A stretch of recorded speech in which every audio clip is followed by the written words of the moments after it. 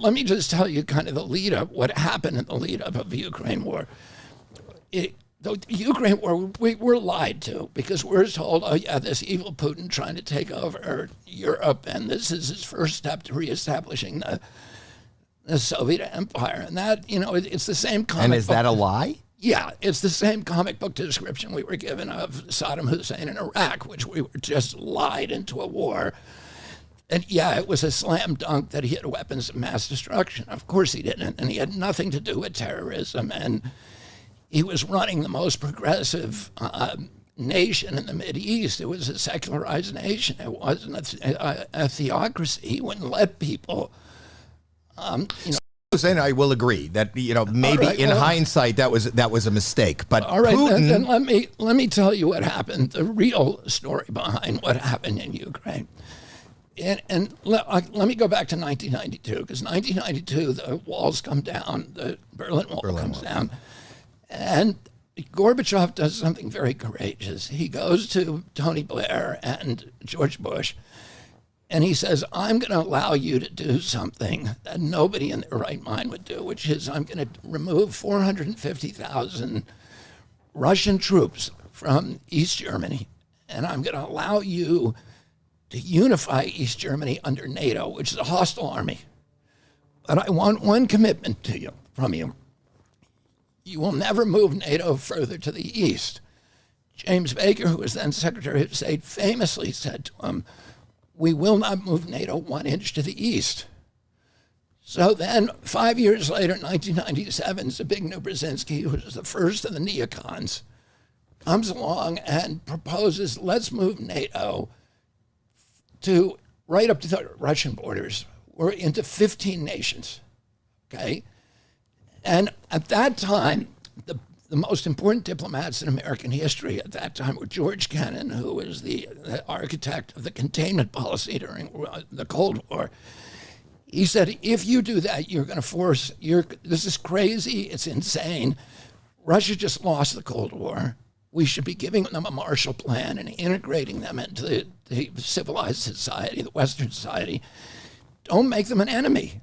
Don't treat them like they're still an enemy. This is going to force a violent military response from Russia if you do that. Bill Pierce, who was then the Secretary of Defense, threatened Clinton that he would resign if they went ahead with this plan because it was so reckless. And Bill Pierce is now the head of the CIA. Bill Perry, who was the U.S. ambassador to Russia at the time, said the same thing. Why are you doing this? This is crazy. So between now and then, we moved NATO into 14 countries.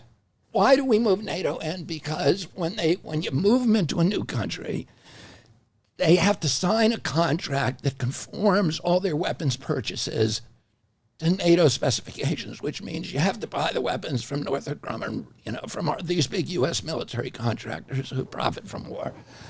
So we move it there. In the meantime, we walk away unilaterally from 2 nuclear weapons treaties with Russia. Russia wants those treaties. They're intermediate range missile systems which destabilizes Europe when we remove our agreement not to fire missiles on Russia. And we put Aegis missile systems, which are nuclear capable, in Romania and Poland. Listen, you know the details, and these details, and I'm not taking a side on this, but if there was any, which a lot of people aren't really advocates of, but Trump, if anything, kind of, and whether he was a puppet or not, whatever you believe, he kind of normalized the Russian relationship, kind of, right, by becoming somewhat of a friend of Putin's. So between that time and the time that Putin, there was no NATO movement between the time after the Trump administration. Yeah, well, what we did is, and we overthrew the government of Ukraine. So no, he came into Ukraine before.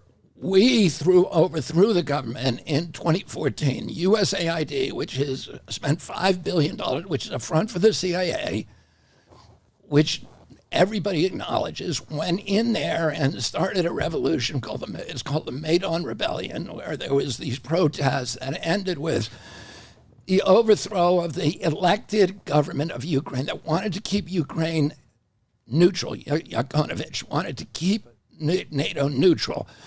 We wanted a pro-U.S. government. So we went in there in 2014, overthrew their government, and placed a government. And by the way, a month before the overthrow, we now have tapes that you can go on the internet and listen to. Victoria Nuland, who's the head of the neocons now, the deputy director of the State Department, choosing the new Ukrainian cabinet that will be put in place after the coup that was still a month away. So she knew the coup was coming a month in advance. But who is she to us?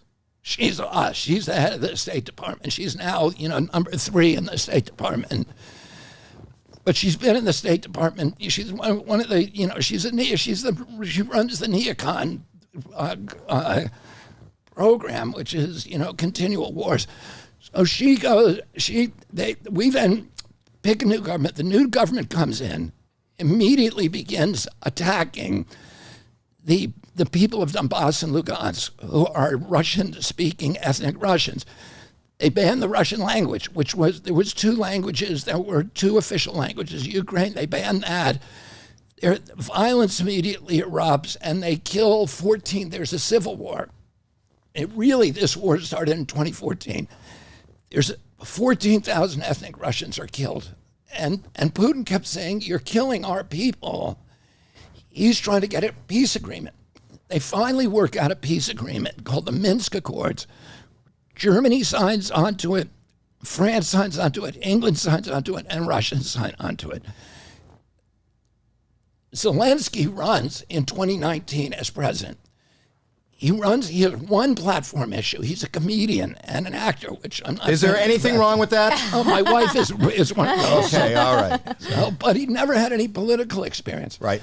But he wins with 70% of the vote. Why? Because he runs on a peace platform. I'm going to sign the Minsk Accords. As soon as he gets in there, Victoria Nuland and the ultra-nationalists, which is a nice way of describing the people who run that government now, tell him that he can't do it. He can't sign it. So he pivots. And then Putin then says, okay, Putin is now faced with this problem.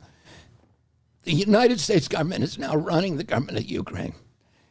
And he is frightened to death that the U.S. Navy is going to go into Vladivostok, which is, the southern port. It's been the Russian port. It's the only warm water port Russia has for 347 years. So he then goes right into Ukraine because into Crimea, and takes Crimea without firing a shot. Doesn't kill a single person because the people of Crimea are ethnic Russian and want him back, want him in there. Donbass and Lugansk then votes 90 to 10 to join Russia. Putin says, no, I don't want you. I want Ukraine to be a functioning state. But let's sign the Minsk Accords. And they won't sign it. So then he sends in 40,000 troops. I'm almost done with this. Okay. He sends in 40,000 troops. That is not somebody who wants to conquer Ukraine. It's a nation of 44 million people. All he wanted was us back at the negotiating table. Zelensky, we will not help Zelensky negotiate. So he goes to Israel and gets Naftali Bennett and Erdogan in Turkey to sponsor negotiations, and they go and they work out a peace agreement. And they sign it in April of 2022. Putin is withdrawing his troops according to this peace agreement. Already starts withdrawing them.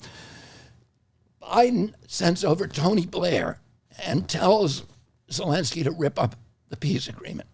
Now, how do we know this? Because all of the negotiators are now talking, including Naftali Bennett. And you can look it up when you're on the internet. You say you spend a lot of time. I do. Look at his speech where he tells you what happened. The lead Ukrainian negotiator this week came clean and said, yeah, that's what happened. Oh, of course, Russia's been invaded 3 times through Ukraine. The last time. So is Russia the good guy in your mind? No, Russia, it was illegal what Russia did. We have to understand they don't want this war. We wanted the war. So let me